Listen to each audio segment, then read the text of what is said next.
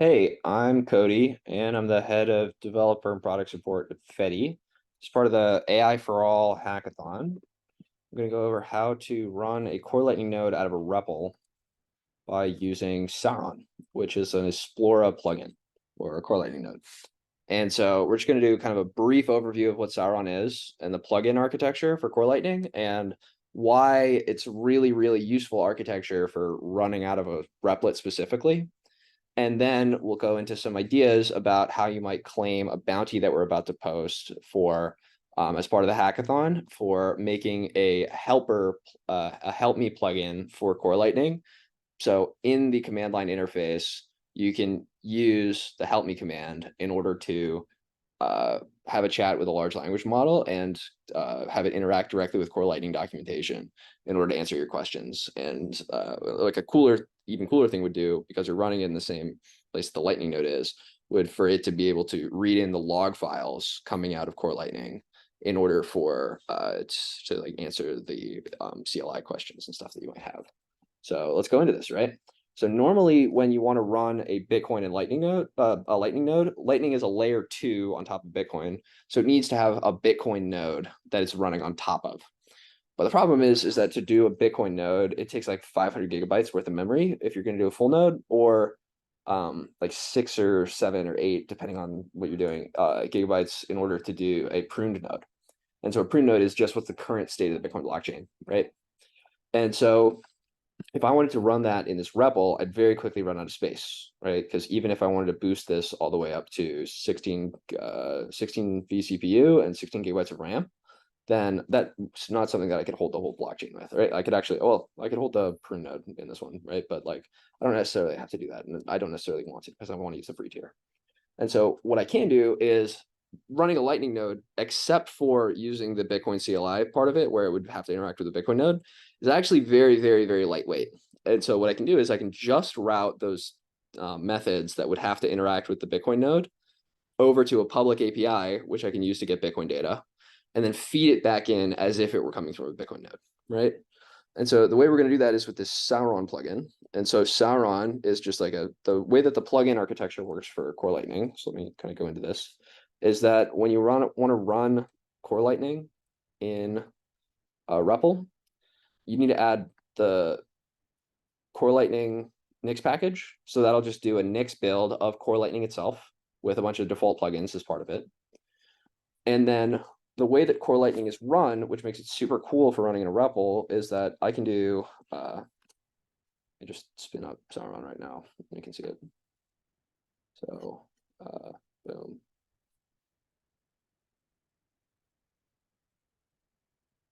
So this is like all the Python that's required here. Cool. And then, so here we like start Sauron, right? And so now we're running a mainnet Lightning node, right?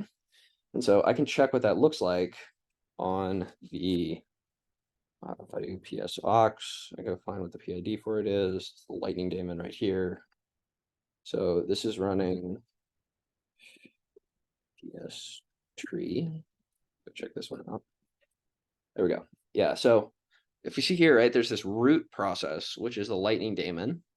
And then all of the different components of Core Lightning are called plugins, and they're all run as separate processes. And at runtime, so this is like the original binaries for Core Lightning. At runtime, you can unplug and plug in different programs, right?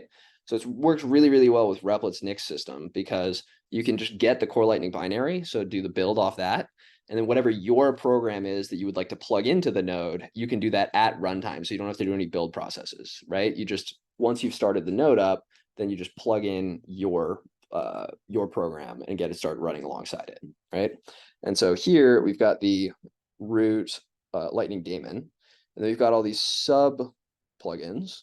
And so, for example, this one is Bookkeeper, which is like the accounting for Core Lightning. So you can get spit out, like when you're doing Lightning payments and stuff, you can get spit out your profit and losses, that kind of stuff.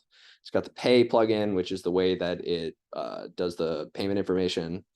It does Commando, which is a way to communicate remotely with the Lightning node. It's got Channel Backup, which is program, which is a plugin that backs up your channels and stores them and dumps stuff to the SQL database, which is run as a separate plugin. It's got KeySend, which is separate from Pay. So Pay is normally you pay an invoice. KeySend is you're paying directly to a node, right? And then if we look over here, we can see what I did with Sauron. The reason why I'm able to run this Lightning node on mainnet right now, and it's not saying like, oh, hey, there's no Bitcoin node for me to run against, is that I'm running this Sauron program, which takes all of the things that you would normally ask a Bitcoin node, like get chain info, right? So what blockchain am I on? What's the current state of the blockchain? Like how many blocks have there been? Get raw block height, which is get raw block by height. So I pass in a block height, and then I say, hey, give me all of the block data for this. So all of the transactions and the header information that was included inside that block, get me all that stuff. I'd normally have to go ask a Bitcoin node. What I'm doing here is I'm routing that to a public API called mempool.space, which runs Explora. All right. There we go. So you can use this API in order to get all this information. And then I'm just marshaling it into the expected format over here that it returns. And so if I go over here and I stop by using Sauron and I try to start the same Lightning node without using Sauron, just using the Bitcoin CLI plugin that's normally required to use, I do D. See how I've got this is that it says could not connect to Bitcoin D using Bitcoin CLI. Is Bitcoin D running? No, I don't have a Bitcoin node running in this Repl, right? And so what I do instead is I just do this command, basically, which is disable Bitcoin CLI and instead plug in this Sauron program. And this is an option that I'm passing to Sauron, which says use mempool.space, right? And so now the Lightning daemon, which is the original binary that we loaded in this REPL, it knows that it needs to be able to talk to a Bitcoin node. And the way that it knows that is it says, hey, I can talk to that if I can do these methods, like get blockchain info, estimate fees, send transaction, right? And so we mimic all of that stuff within this Python plugin. And so when we're starting up the node and it's checking, do I have everything that I need in order to operate? It looks like to the Lightning daemon that it does, right? Because what we're actually doing is instead of hitting a Bitcoin node, we're hitting an API. And so you can go start, and then it starts up. And it prints out this cool eye. And it goes along here, okay?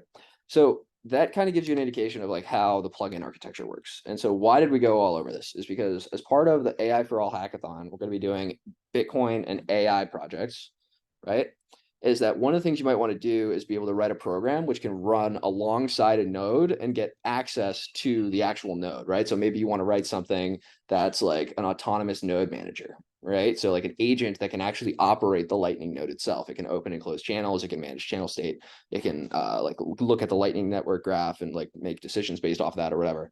The core Lightning plugins architecture is a really powerful way to do that because, especially in Repl, because you can just load the core Lightning binaries in, and then on top of the normal plugins that come with it, you can just plug your thing in as well. And so as an example for this, and this is what we're going to be doing, we're going to be launching a bounty for this.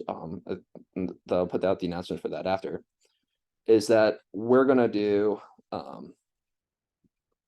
bounty for remaking the Help Me plugin, which is just like a command line helper as part of the Lightning CLI. To use AI, right? And so you can use it to pass it into a large language model and use embeddings over the core Lightning documentation, or you can have it introspect and be able to see what the log file outputs are. So maybe you have it so that every time that there's an error or something, then what's called the Help Me plugin is able to go look at the error and tell the user what was happening. It would be cool if you would be able to do something like Lightning CLI help me, and then pass in like, how do I open a channel? And then it could tell you like the commands for you to open a channel, for example, or you could ask it questions about like, oh, hey, my channel didn't open. Why didn't I do this?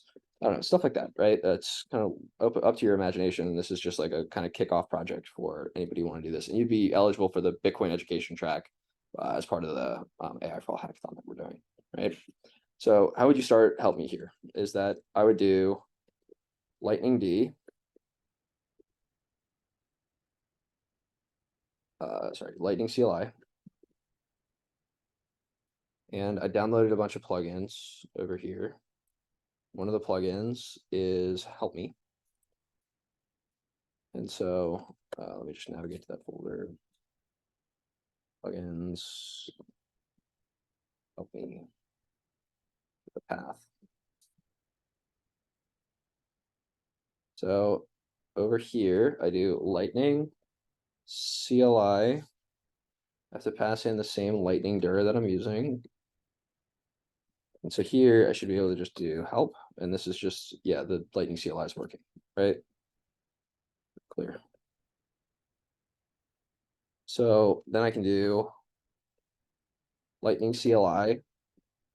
And what I want to do is I want to start this Help Me plugin. And the Help Me plugin looks like this, right? So same sort of architecture that we went over with plugin, the Sauron plugin, where like you've got the plugin, you call an init method on the plugin, which is, where is it? Plugin init. And so this has like, the options, configuration, stuff that you pass into it.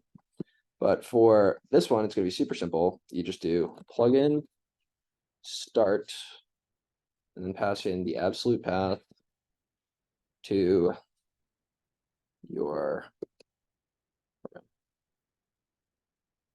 Cool. And so we can see here all of the plugins that have been started. And we can see that we're running Sauron, and Help Me has now been added to that. So I should be able to go to shell and then clear. Oops, sorry. And then do socks, find latent D, running on 2214, history there.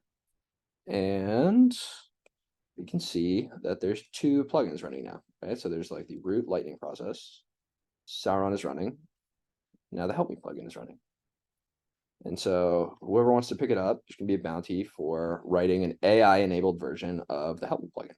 So it's like an inline command line helper for Core Lightning as part of the plugins architecture that can introspect and look at the log file of your node in order to answer questions. And then it would also be cool if you could do something like, train embeddings over the Core Lightning documentation in order for you to be able to interact with it that way and answer questions. So cool. And then for a much more in-depth step-by-step process for how you would build Sauron and kind of how Bitcoin works as it applies to the Lightning node, I did like a full tutorial here that I'm not going to work all the way through, but feel free to, if you want to do much deeper on like how Lightning nodes interact with the Bitcoin main chain, just step through this tutorial that I've got here. And it's a tutorial for implementing all the different components of Sauron and why they're important, right? So cool.